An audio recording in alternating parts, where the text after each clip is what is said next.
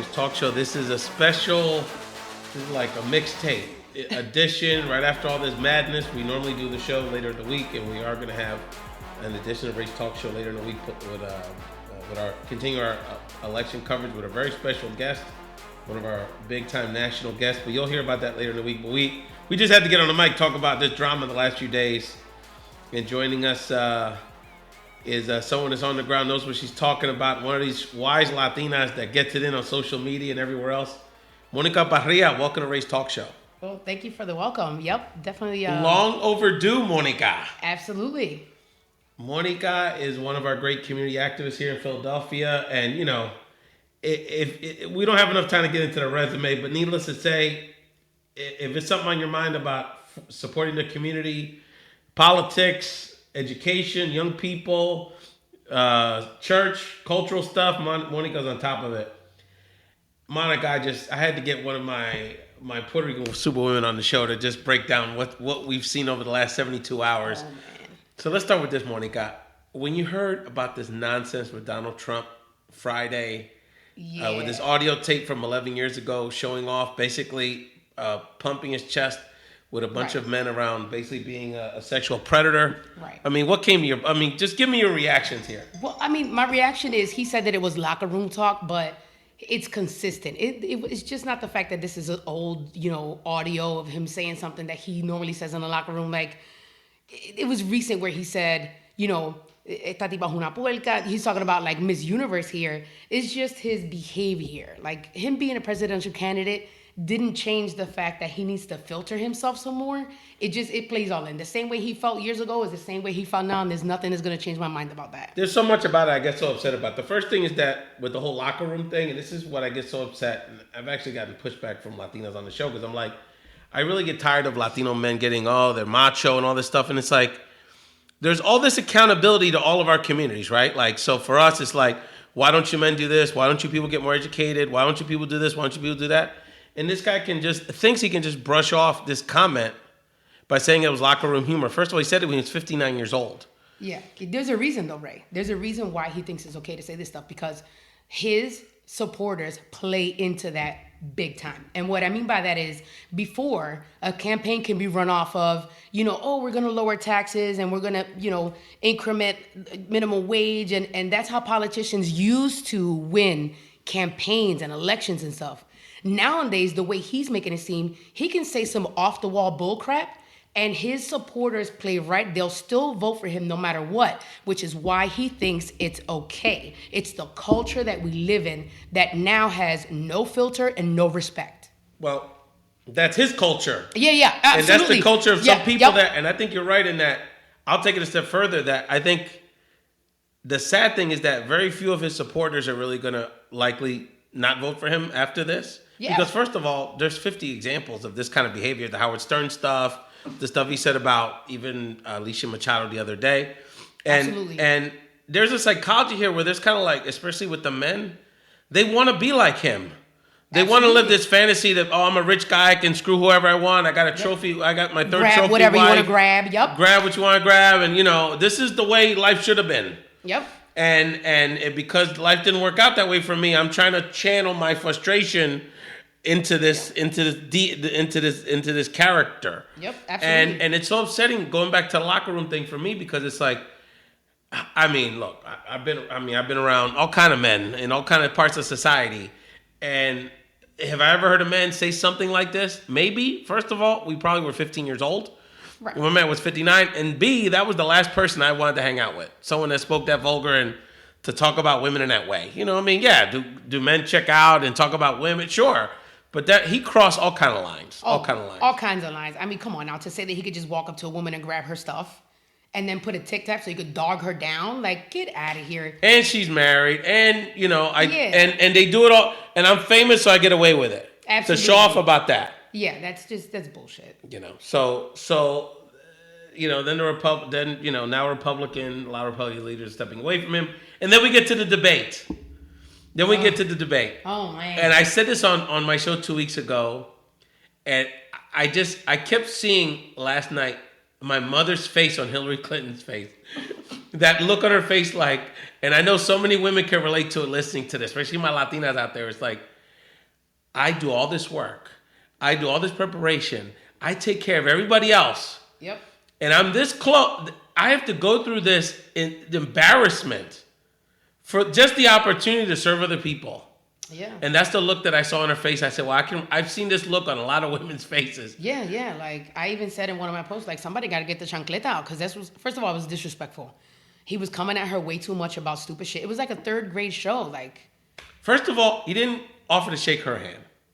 That was ignorant as hell. He brings all those women, which, right. Hey, look, we all know Bill did some dirt back in the days. We're not excusing that. Right. Well, I mean, think about it. He had a lineup of women who were sexually assaulted at some point in their lives. He brought them with him to do what exactly? Give them publicity that they were violated at one point? I mean, because once he introduced them in the beginning, and then that was it. It's not like he talked about it. It's not like, oh, I feel sorry for these women. I mean, he just publicized them and their issue. That's it. And it was just and it was part of the body language thing for him.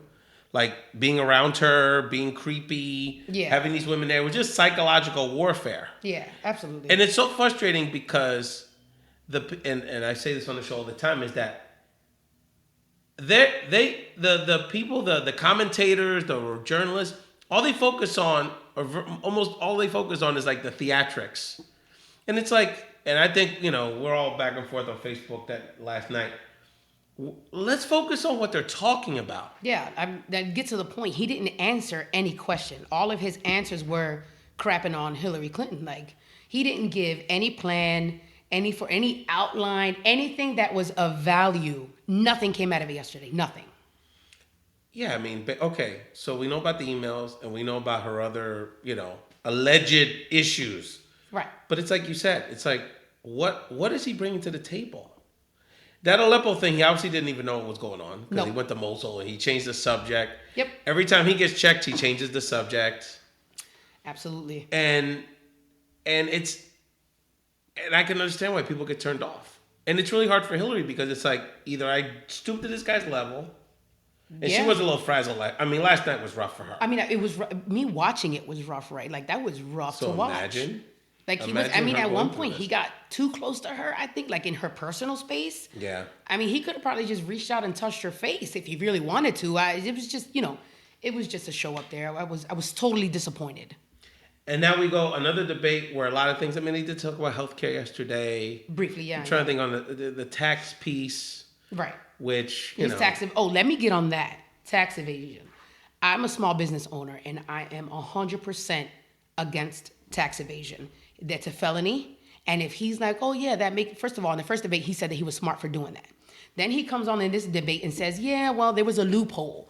So just because there's a loophole, you're allowed to abuse it? I mean, that doesn't make any sense to me. And this is a person who is admitting to losing $1 billion in 1 year, but he wants to take care of our $1 trillion deficit. Whoever supports him just is obviously not opening their eyes to the bullcrap. Well, you're a Republican, you hate Hillary. I would ask people that hate Hillary, why do you hate Hillary so much? They're bandwagoners. That's it. They just want to jump on the Trump train. Get the hell out of here. They're contrarians. They're looking for something. And I feel bad for them in a way because, if you're not a Democrat, then maybe, you feel like you're kind of stuck. But the bottom line is that this is not, him saying he would throw his opponent in jail. I remember when I was a kid that we used to, even till recently, American society, we would like tease, oh, look at these people in Latin America, these other countries.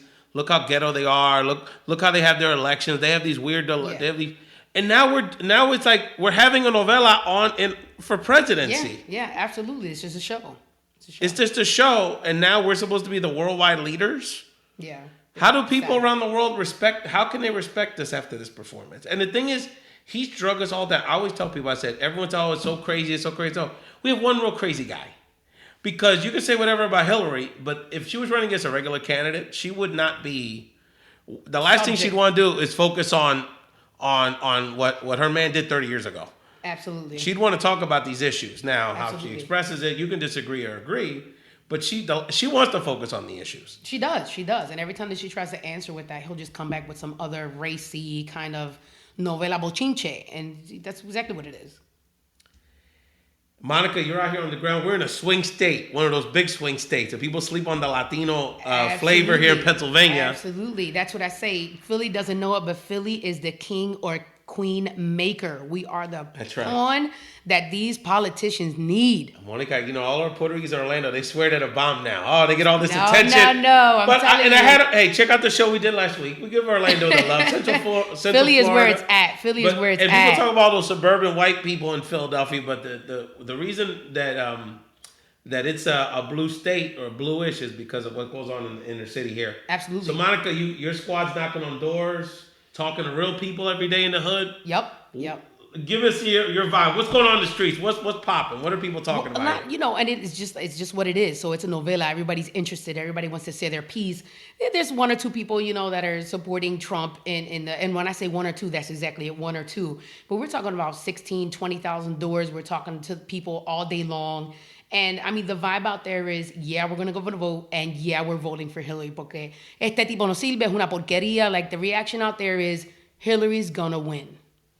Yeah, and I would say this, that I guess in 2008, because there was so much excitement about Obama, that the initial reaction of people was like a very positive thing for Obama, especially toward the end. But it's been interesting because I think more than any other election that I've seen, and I've been around a lot of elections, is it really is about him and defeating him in our neighborhoods.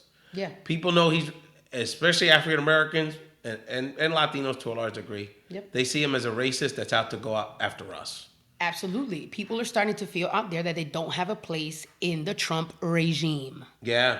I mean, they know about the stop and frisk stuff. That to me was one. I don't think that's been reported enough. No. And then the whole words law and order, who uses those words anymore? No. And stop and frisk was made unconstitutional. Yes. And we all know what that means. That means you want to lock us all up. You're going to give the police forces more money. So, of course, the FOP is going to endorse you. They're going to get more overtime, more budgets. Absolutely. And I put that on social media. When you look at the endorsements, it's not about, issues. No. It's about money. Right. What can you do for me? And I get a bigger chunk of the federal budget? Yeah, of course, the ICE agents, because they get more T, they get to hire more people, they get more weapons, they get more, so you got to look at how people are looking at the perspective on this from these people that supposedly are supporting Donald Trump. Absolutely. But I will say that I think he's been so dominant that I think it's taken people, except for the older women, I would say, a little longer to kind of feel Hillary specifically. Right.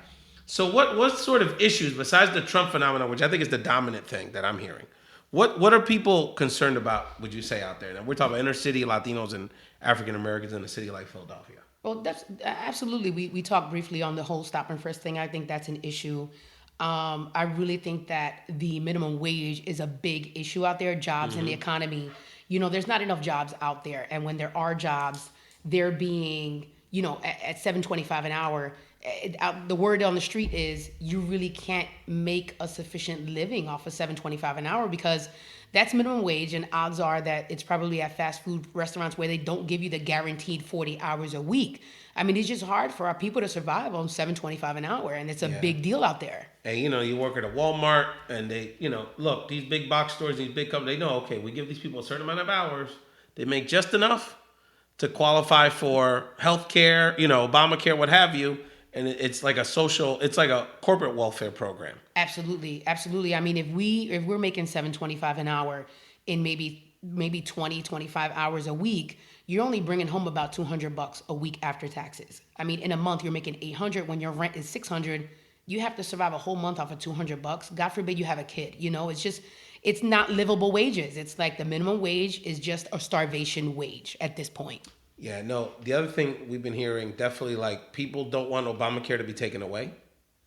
That health piece is very important. People and entitlements have already been cut a lot. I mean, welfare and cupones, all that. I mean, it's all pretty minimal at this point. Yeah, it is. It's the bare minimum. It's been lowered once before, and the fear out there in the street is, me van a quitar los cupones, or maybe they won't take it off, but they're lowered to the point where a family that has 4 people who normally would get maybe $400 or $500 might now get $200 or $150. It's a little help, but it's not enough. It just doesn't cut it anymore. And when you live in these neighborhoods and you hear nationally these attacks of all these people abusing welfare and all that, and that we have those conversations about that whole system and how we need to work on it. But to see people struggling day to day to find something to eat, and then saying that they're trying to mooch off the system, it really Listen, Ray, let me tell you something. Let me tell you something about our district. We have one of the hungriest districts in all of the nation. There's a zip code 19133 in our Philly area where the only meals that these children get are at school. They get breakfast in school and lunch in school, and that's it for the rest of the day. The people here are hungry. They need those food stamps, whether it's given to them or it's just not enough. It's not enough. And the sad thing is there's people working as much as they can and still can't make it. And they still have those issues of just nutrition, just getting something to eat every day. Absolutely, Ray. There's a lot out there. And the last thing I would say on it is that even though the enthusiasm for Hillary with certain communities and certain age groups is not as high, you don't hear no third party, because this is a very practical group of people. Yep. They're not they don't feel like they have the luxury to choose, waste their vote. Nope. With some of these third party candidates. So, and we could talk about that another. Absolutely. So that's some interesting observations from the street. Monica, this is being in the middle of a campaign and seeing this nonsense with Trump. Does it give you more motivation? How does it give you? What is it? How do you think it's going to change your vibe for the next 3-4 weeks here? Oh man, I'm going to put every foot I can down in North Philly, and I'm not going to rest until he's not elected. That's it. November 8th is the day. It's going to be a big showdown. Like, that's it. I'm putting my heart and my everything into this election. And we hope you all do the same. We have to let this villain, as Joy Reid said on MSNBC last night, this guy that wants to run the country like a thugocracy, throw people in jail, punish his enemies, use the government for his own personal, financial interests. I mean, it's very scary, very, very scary. And we just hope people stay on top of this issue, get involved. In some states, you still have a couple days to register to vote. And we'll be back on Ray's Talk Show later in the week to keep talking politics. A lot going on out there. Monica, let people know where they can find you on social media. Yep, absolutely. So I'm on Facebook, Monica Parrilla. You can reach out to me if you need anything. And thanks for listening to Ray's Talk Show. For more insights from your virtual Big Brother, Ray Collazo, and the Big Brother Ray community, subscribe to Ray's Talk Show at BigBrotherRay.com or on iTunes. To my rays of light, keep shining.